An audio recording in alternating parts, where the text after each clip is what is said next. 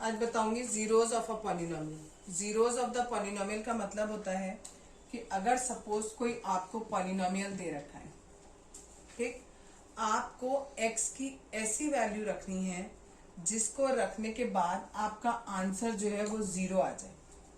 ठीक है, तो x की वो वैल्यू जिसके लिए आपका ये पॉलिनोमियल की वैल्यू जीरो आती है, उस x की वैल्यू को हम जीरो ऑफ अ पॉलिनोमियल कहते हैं। इस केस में अगर हम x की वैल्यू -1 रखें तो इट इज -2 + 2, इट इज 0। तो that means x is equals to -1 is the zero of 2x + 2। इस पॉलिनोमियल का जीरो है x इज इक्वल्स टू -1। ठीक है, एक बात ये हो गई। दूसरी बात ये होती है कि अगर आपको कहा जाए कि ये एक पॉलिनोमियल है आपके पास, इस पॉलिनोमियल में आप x इज इक्वल्स टू 5, इस जगह पर x इक्वल टू 5 पर इस पॉलिनोमियल की वैल्यू बताई। ठीक, तो वैल्यू कैसे निकाली जाएगी? जो भी आपको x की वैल्यू दी गई है वो आप वैल्यू पुट कर दीजिए और सिंपल बॉडमास रूल से सॉल्व कर लीजिए।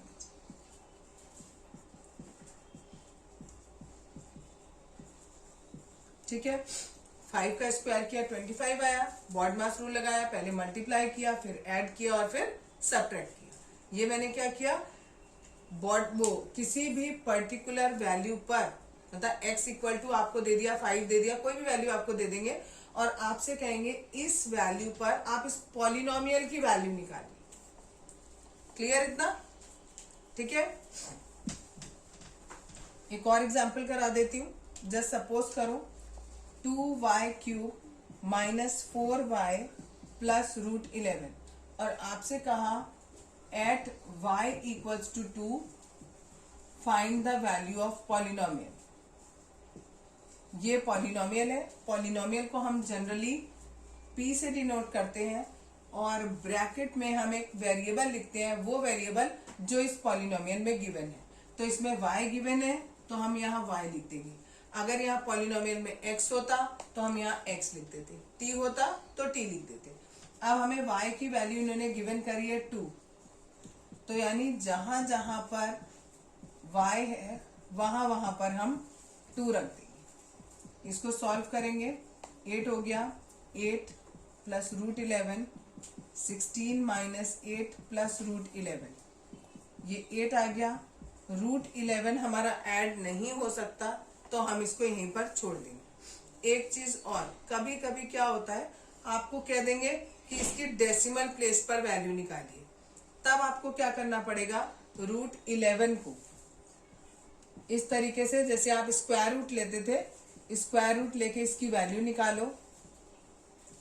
2 0 उतारे हैं, डेसिमल लगा दिया, 3 का डबल किया 6 हो गया। ठीक है, 3 टाइम्स किया हमने,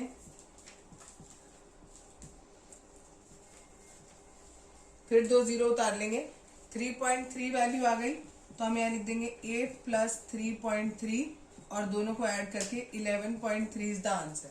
ये तब करेंगे जब हमें क्वेश्चन में बोला हो कि आप इसकी वैल्यू डेसिमल में निकालो।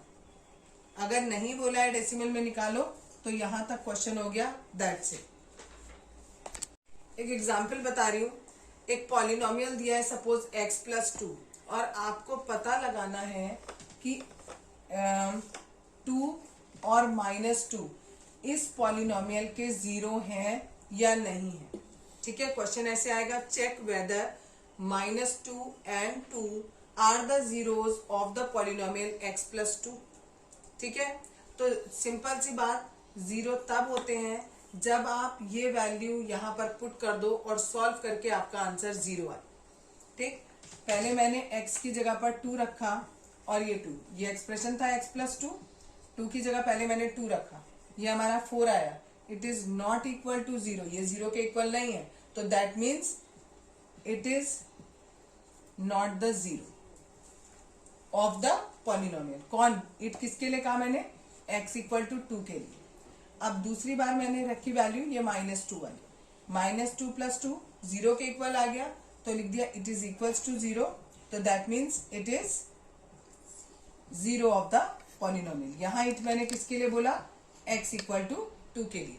यानी अगर हमें पता करना है कि वो जीरो है या नहीं है तो आपको वो वैल्यू उसमें पुट करनी है और कैलकुलेट करना है उसकी पूरी वैल्यू। अगर वो जीरो के इक्वल आती है तो जीरो है, जीरो के इक्वल नहीं आती तो वो जीरो नहीं है।